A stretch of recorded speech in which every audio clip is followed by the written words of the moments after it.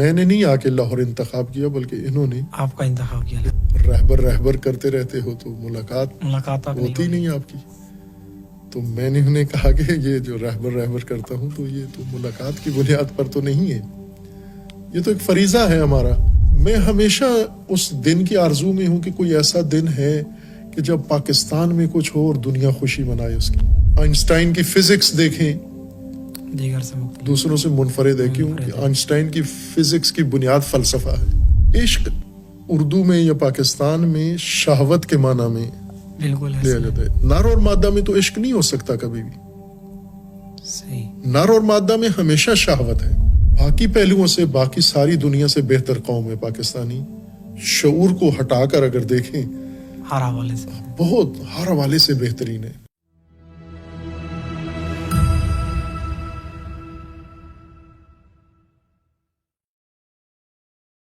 اچھا, میں کچھ اہم سوالوں کی طرف آنا چاہتا ہوں کہ آپ ایران میں کافی عرصہ رہے ہیں, تو پوچھنا چاہتا ہوں کہ آیا کبھی آپ کی ولی فقیہ حضرت آیت اللہ سید علی خامنہئی صاحب سے ملاقات بھی ہوئی ہے یا نہیں؟ اگر ہوئی ہے تو کیا باتیں ہوئی ہیں؟ خوب ملاقات عمومی ہوئی ہے. جب رہبر معظم امام کی رحلت کے بعد مقام رہبری پہ فائز ہوئے تھے تو اس وقت طلاب قم باقی طبقات بھی جاتے تھے, تو ایک دن طلاب قم بھی. ویسے جب صدر تھے تو اس وقت تو ظاہر وہی درشن دور سے ہی ہوتا تھا, تقریر ان کی سنتے تھے, چونکہ ایک اچھے خطیب تھے اور بڑی خوبصورت گفتگو کرتے تھے.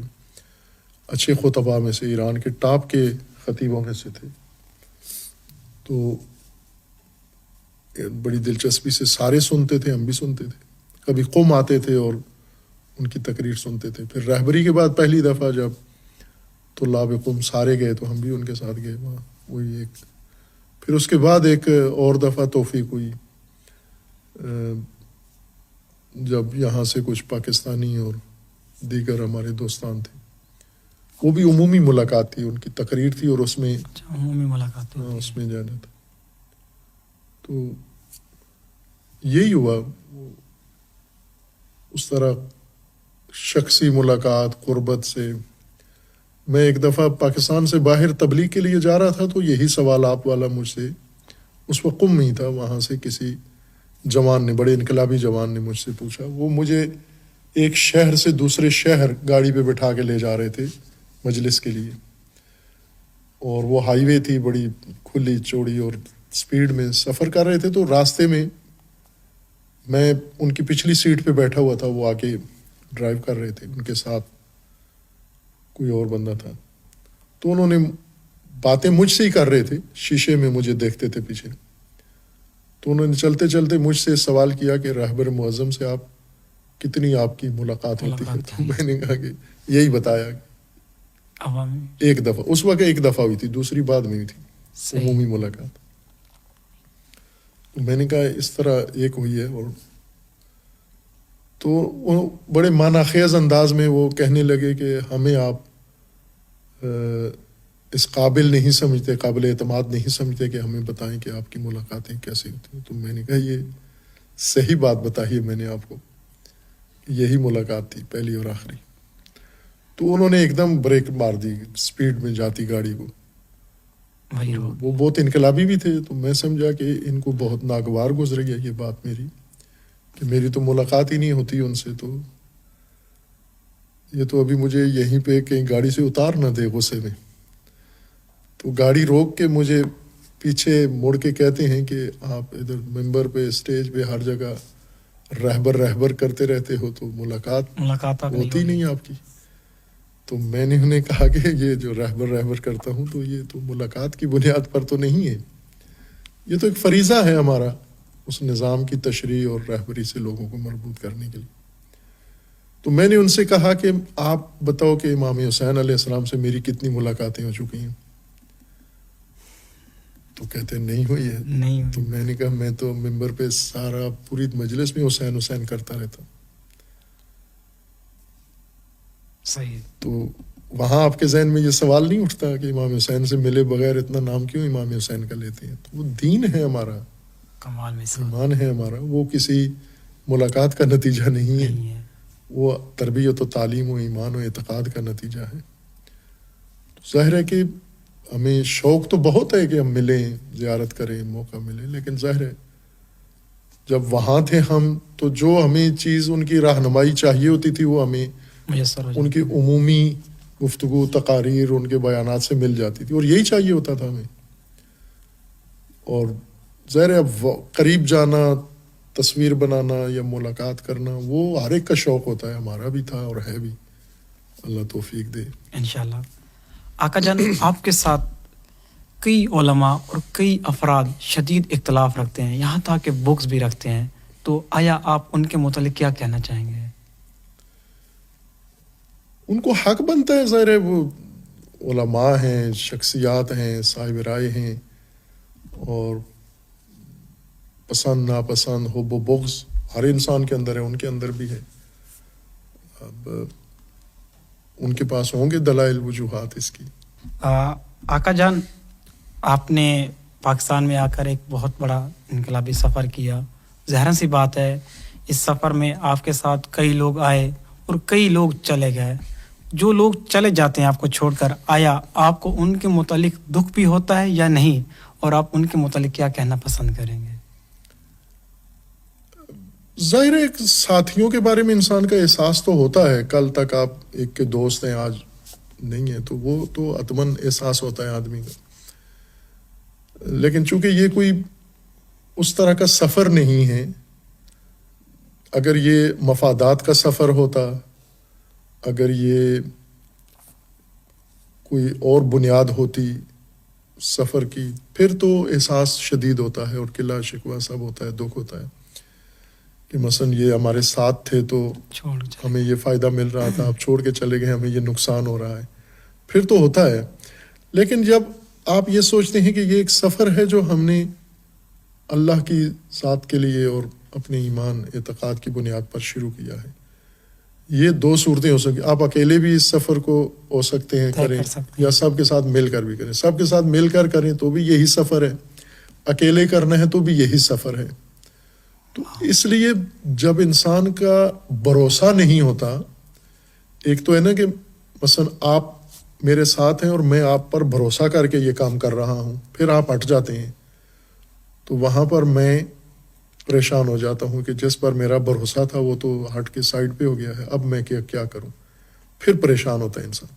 لیکن جب میں نے آپ پہ بھروسہ ہی نہیں کیا، میں نے اللہ پہ بھروسہ کیا ہے، اور آپ کو بھی اس لیے ساتھی بنایا ہے کہ آپ اللہ کی خاطر ہیں، تو جب تک آپ ساتھ ہیں تو آپ پر بھروسہ نہیں ہے لیکن آپ کا ساتھ ہے، تعاون ہے. آپ سائڈ پہ ہو گئے ہیں تو جس پہ بھروسہ ہے وہ ہے. جیسے امیر المومنین علیہ الصلوۃ والسلام کے ساتھ لوگ آئے چلے گئے. مثلا شروع میں رسول اللہ صلی اللہ علیہ وآلہ وسلم کے بعد آنا چاہیے تھا، نہیں آئے لوگ. 25 سال بعد آئے، تھوڑے عرصے کے لیے آئے، پھر چلے گئے، اپوزیشن سے جا ملے. تو اب امیر المومنین پہ کیا فرق پڑا؟ کچھ بھی نہیں پڑا، چونکہ امیر المومنین کا ان پر شروع دن سے بھروسہ نہیں تھا. حتیٰ یوں نہیں کہ جو چھوڑ گئے ہیں، جو ساتھی ہیں ان پر بھی نہیں تھا بھروسہ. یعنی یوں نہیں کہ جو آخر تک امیر المومنین کے وفادار رہے ہیں ان پر اعتماد، بھروسہ تھا. بھروسہ اللہ کی، توکل اللہ کی ذات پر ہے. اس لیے یہ ایک معمول کا کام ہے. لوگ آتے ہیں اپنے کسی سوچ معیار کے تحت، مثلا ایک پیمانہ ترازو بنا کے آتے ہیں، یہاں یہ ہوگا، جب وہ کچھ نہیں ہوتا تو چلے جاتے ہیں. آپ مہم آپ ہیں کہ آپ لوگوں کے آنے اور لوگوں کے جانے سے آپ کیا کرتے ہیں. جب لوگ آ جاتے ہیں تو آپ کچھ اور ہو جاتے ہیں، جب لوگ چھوڑ جاتے ہیں تو آپ کچھ اور ہو جاتے ہیں. یا نہ لوگ ساری دنیا آپ کے ساتھ آ جائے تو یہی سفر ہے، ساری دنیا چھوڑ جائے تو بھی یہی سفر ہے، یہی راستہ ہے. تو پھر اس آنے جانے کا یعنی احساس تو ہوتا ہے آدمی کو، لیکن اس سے فرق کوئی نہیں پڑتا، عملاً کوئی فرق نہیں پڑتا. وہ سفر آپ دیکھ بھی لیں عملی طور پر، ہم نے کسی آنے جانے کا بھی نوٹس نہیں لیا. کیوں نہیں کہ کوئی آیا ہے تو ہم بہت پھول گئے کہ اب یہ آ گیا تو اب بڑا کام ہوگا. اگر کوئی نہیں آیا تو یوں نہیں کہ مایوس ہو کے بیٹھ گئے کہ اب کیا کریں گے. ہم ہر دو صورتوں میں اللہ کی ذات پر بھروسہ کیا، اور اللہ نے ہمیں اس بھروسے میں سہارا وہ دیا ہے کہ ہمیں شک تک یا ضرورت ہی نہیں محسوس ہوئی کہ کوئی اللہ کے علاوہ بھی کوئی بھروسہ ڈھونڈے. کمال ہے. آقا جان، سرزمین پاکستان پر وحدت امت کے متعلق آپ کی محنتیں اور آپ کی کاوشیں واقعاً ناقابل فراموش ہیں، اور انشاءاللہ یہ تاریخ کے اوراق میں آپ کی کاوشیں ہمیشہ زندہ رہیں گی. لیکن وحدت امت کے متعلق ایک سوال کیا جاتا ہے کہ آپ اہل سنت علماء کے پاس تو جاتے ہیں لیکن شیعہ علماء کے پاس نہیں جاتے، تو آپ ان لوگوں کے اس سوال پر کیا کہنا چاہیں گے؟ آیا ایسا ہے کہ نہیں؟ یہ بھی انہی چیزوں میں سے ہے نا کہ لوگوں کے اندر یہ تاثر ہے، یا لوگ یہ کہتے ہیں یا لوگ یوں پھیلاتے ہیں، یہ ان باتوں میں سے ہے جن کا ہم عموماً نوٹس ہی نہیں لیتے، سنجیدہ ہی نہیں لیتے. لوگ کیا کہتے ہیں اس کو کبھی سنجیدہ نہیں لیا، چونکہ یہ بڑی مشکل زندگی ہو جاتی ہے جب انسان یہ نوٹس لینا شروع کر دے کہ لوگ کیا کہتے ہیں. تو اس کی تو مثال وہ میں خود بھی دیتا ہوں، بچپن میں سنی تھی ہم نے، اور وہ مثال یہ ہے نا کہ ایک کہانی ہے فرضی کہ ایک بچہ اور ایک جوان آدمی، باپ اور بیٹا دونوں ایک گدھا لے کر سفر کر رہے تھے. تو اس سفر میں بچہ گدھے پہ بیٹھا ہوا تھا، باپ چل رہا تھا. تو لوگوں نے دیکھا تو کہا کہ دیکھو یہ کیسا زمانہ آ گیا ہے کہ جوان بچہ گدھے پہ بیٹھا ہوا ہے سواری پہ، اور بوڑھا باپ پیچھے چل رہا ہے. انہوں نے سمجھا یہ تو کوئی غلط کام کر رہے ہیں چونکہ لوگ یہ کہہ رہے ہیں.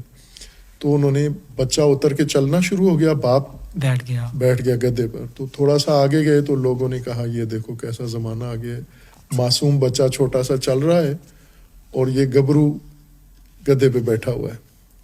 تو انہوں نے کہا کہ لوگوں نے چونکہ یہ تبصرہ کیا ہے تو اس کا مطلب ہے یہ بھی غلط کام کر رہے ہیں ہم.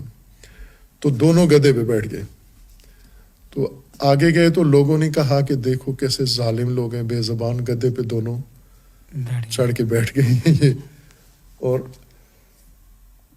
اب لوگوں کو جب انہوں نے سیریس لیا نا تو لوگ باپ گدھے پہ بیٹھے، بچہ چلے تو بھی نہیں قبول ان لوگوں کو، بچہ بیٹھے باپ چلے یہ بھی نہیں قبول ان کو، دونوں بیٹھ جائیں یہ بھی لوگوں کو قبول نہیں ہے. لوگ پھر بھی باتیں کر رہے ہیں. تو آخر تنگ آ کے دونوں نے گدھے کو سر پہ اٹھا لیا، چونکہ باقی کسی کام پر تو لوگ راضی نہیں ہیں. یہی حال ہے کہ اگر ہم لوگوں کی رضا دیکھیں، لوگ یہ کرتے ہیں، لوگ فلاں کہتے ہیں، لوگ اس طرح سے کہتے ہیں، تو پھر تو آپ کو گدھا سر پہ اٹھانا پڑے گا. اور یہ اٹھایا ہوا ہے، بہت سارے لوگوں نے گدھا لوگوں کی خاطر سر پہ اٹھائی ہوا ہے. لیکن ہم نے شروع سے یہ لوگوں سے معذرت کی ہوئی ہے کہ آپ کی خاطر ہم گدھے سر پہ نہیں اٹھا سکتے. آپ جو کہنا ہے کہو، آپ کو منہ بند بھی ہم نہیں کر سکتے. آپ کی باتوں میں آ کر ہم اپنا کام بھی نہیں چھوڑیں گے. تو یہ وہ لوگوں کے کہنے والی بات ہے. یہ عملی طور پر اگر دیکھیں ہم تو ہم ظاہر ہے کہ وحدت کی کوشش دونوں طبقات کے لیے کرتے ہیں. جب ہم کہتے ہیں شیعہ سنی وحدت یا مسالک کی وحدت تو سب کو اس میں شامل کرتے ہیں، سب کو دعوت دیتے ہیں، سب کے پاس جاتے ہیں، اور شیعہ علماء کو زیادہ دعوت دیتے ہیں.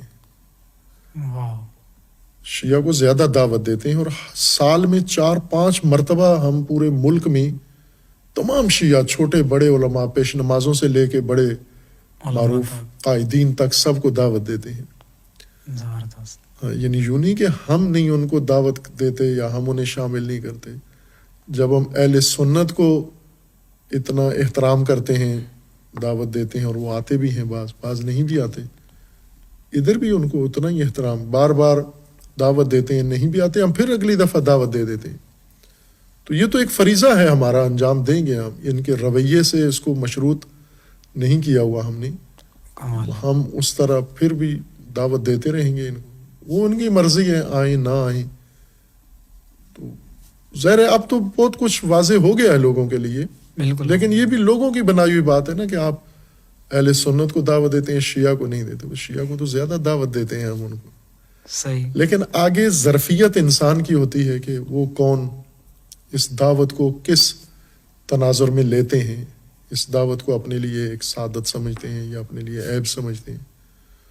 وہ تو اگلے اس انسان کے لیے ہوتا ہے. جیسے عموماً ہمارے یہاں ایک رواج پایا جاتا ہے شادیوں میں، آپ کی شادی آپ کی ہو گئی ہے یا نہیں ہوئی ہے؟ نہیں ہوئی آقا. ہونی ہے شادی انشاءاللہ. جب شادی ہوگی آپ کی، آپ کے دوست ہیں بہت سارے، بالکل. کلاس فیلو ہیں، ٹیچرز ہیں، اور جہاں جہاں تک آپ کا حلقہ اثر ہے اس میں بہت سارے سنی دوست بھی ہوں گے آپ کے، بالکل ہے.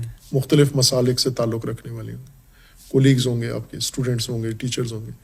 ان سب کو آپ نے دعوت پہ بلایا تو سب آ گئے، سنی سارے آ گئے، ٹیچر اسٹوڈنٹ سارے آ گئے، لیکن آپ کی پھوپھی، آپ کی چچی، آپ کی خالہ، آپ کا تایا یہ نہیں یہ آتے. نہیں آتے، اکثر نہیں آتے. اب لوگ کہیں گے دیکھو انہوں نے نا یونیورسٹی سے سنی بلا لیا ہے، اپنا تایا نہیں بلایا. آیا نہیں بلایا. آپ کیا کہیں گے؟ بھائی میں تو اس کے پاؤں بھی پکڑے ہیں جا کر، وہ تو تایا ہے میرا، وہ تو چچا ہے میرا، وہ تو ماموں ہے میرا، خالو ہے میرا.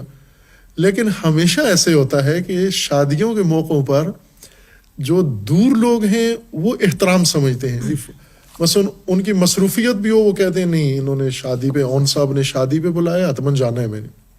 گھر میں مجبوری بھی ہو، اس مجبوری کو بھی چھوڑ کے آ جاتے ہیں کہ دوست نے بلایا ہے، ساتھی نے بلایا ہے تو جانا ہے.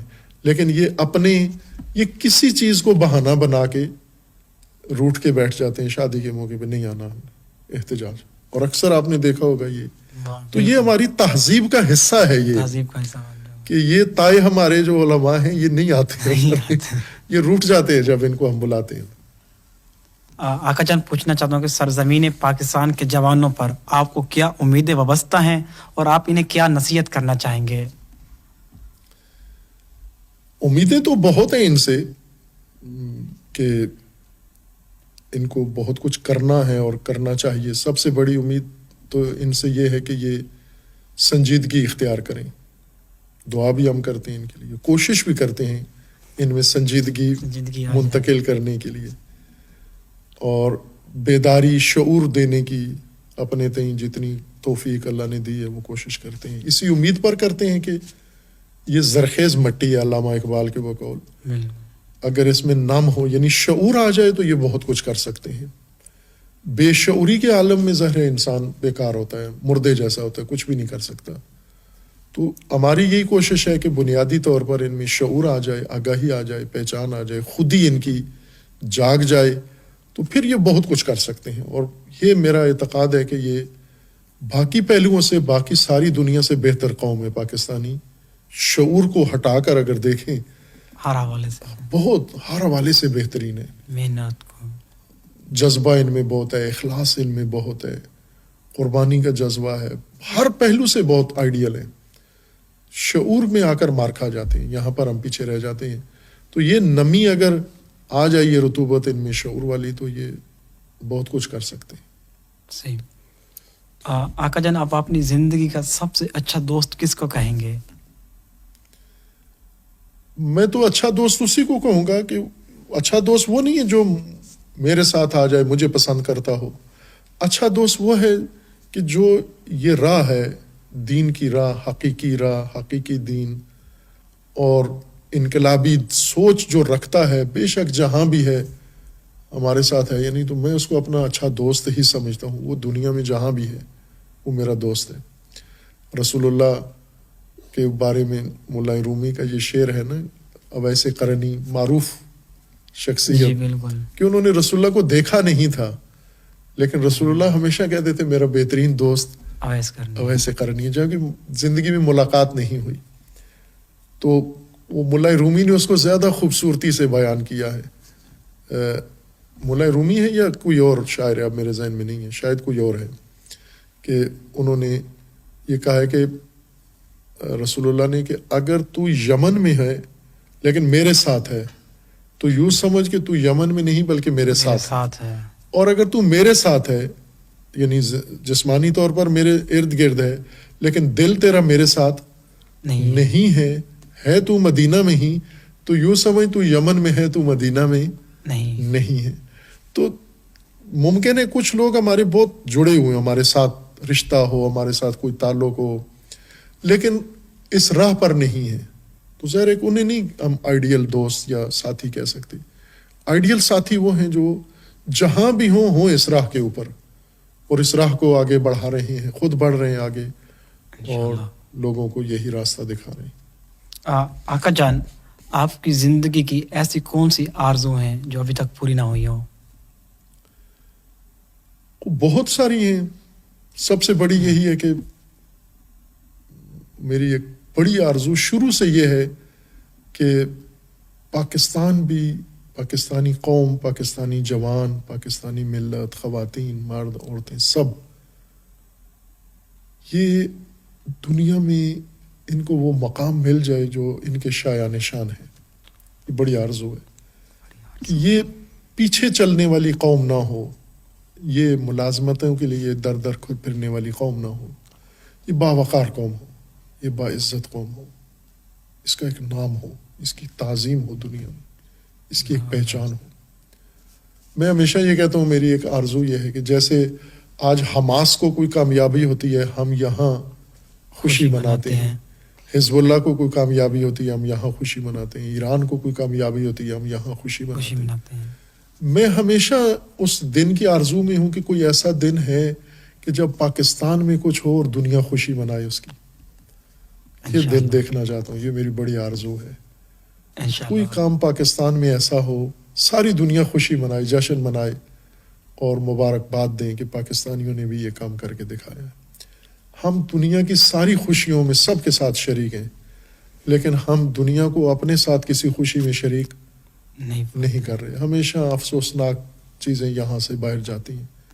یہ ایک بڑی آرزو ہے کہ خداوند تبارک و تعالیٰ ہماری زندگی میں یا ہمارے بعد وہ دن لائے اس ملک میں، اس قوم میں، کہ انشاءاللہ یہ بھی سر اٹھا کے بلند ان دوسری قوموں کے درجے میں ان سے بالاتر ہو کے یہ قوم بھی اس نقطے تک پہنچے انشاءاللہ.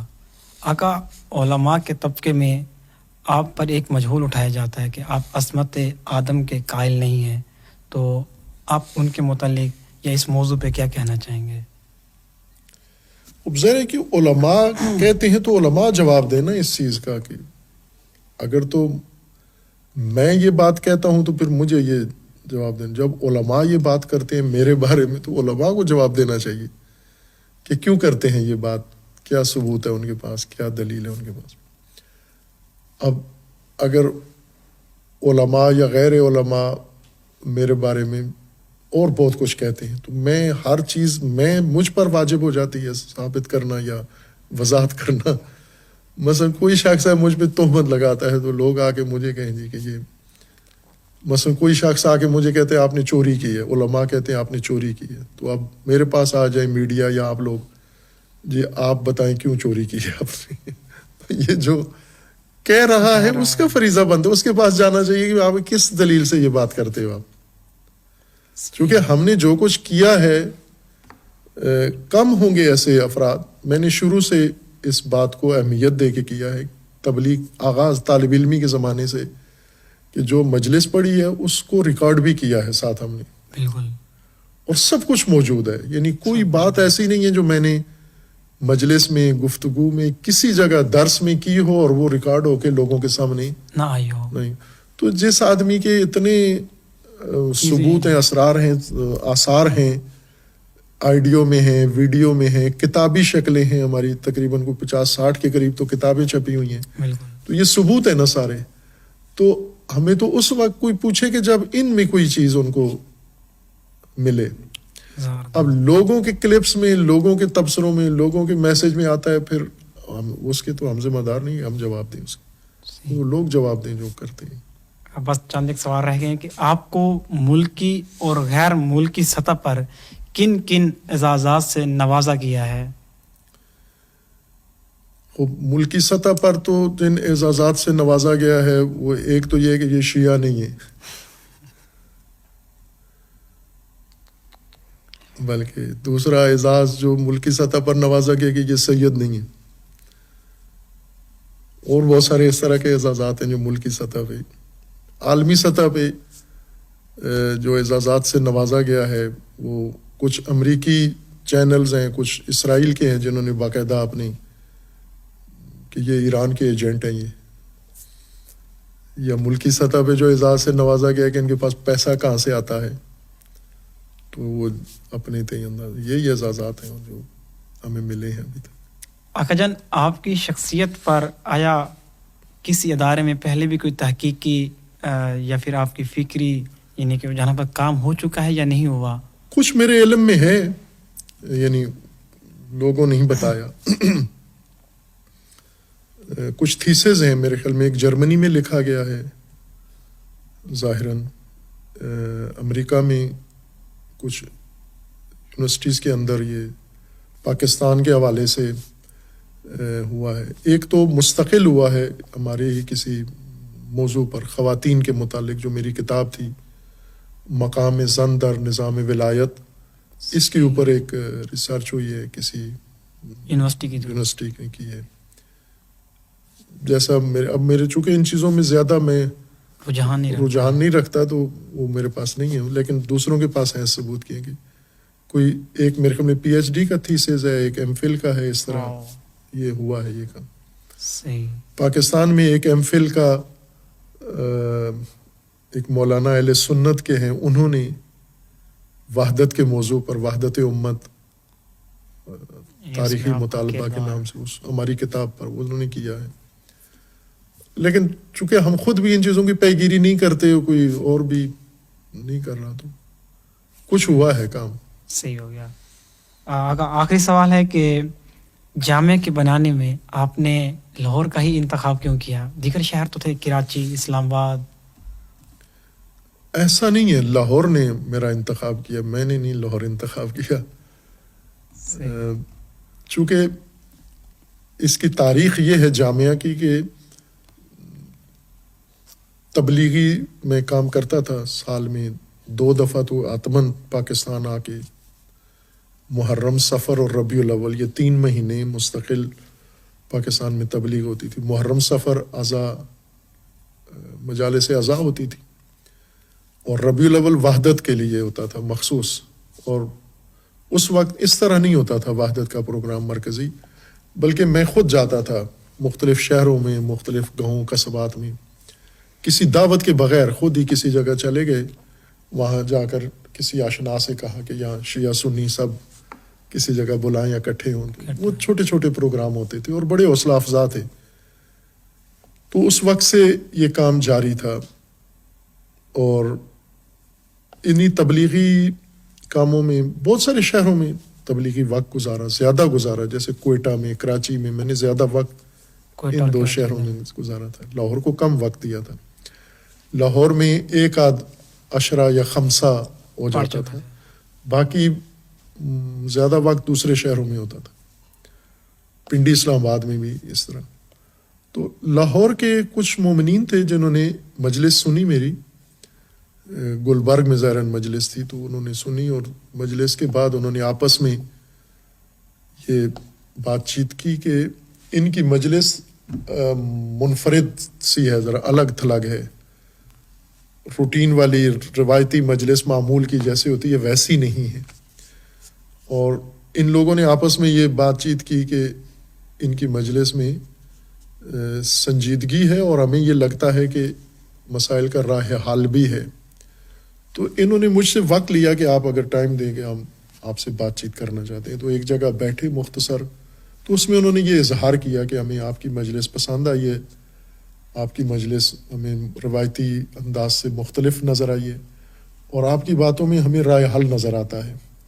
تو ہم یہ چاہتے ہیں اس فکر کے لیے کوئی مرکز ہونا چاہیے تاکہ نظم کے ساتھ پھیلائیں. تو میں نے معذرت کی ان سے، تعریف کر کے کہ آپ کی سوچ اچھی ہے، اللہ توفیق دے، لیکن میں یہ کام مرکز بنانے والا نہیں کرنا میں نے. تو کہنے لگے کیوں؟ میں نے کہا اس لیے کہ آج آپ مجھے کہہ رہے ہیں کہ مرکز بنائیں، کل کو آپ پیچھے ہو جائیں گے، اور میں مرکز بنا کر یا شروع کر کے پھر لوگوں سے مانگنا شروع کر دوں گا، گداگری، اس سے مانگو اس سے مانگو، پھر تو وہ عزت سے بنتے نہیں ہیں یہ مرکز. اس وجہ سے میں نے کبھی بھی نہیں سوچا کہ یہ مرکز بنائیں گے، چونکہ عزت سے نہیں بنتے. مرکز کی ضرورت ہے لیکن عزت سے ہوتا نہیں، اس لیے نہیں کرنا میں نے یہ کام.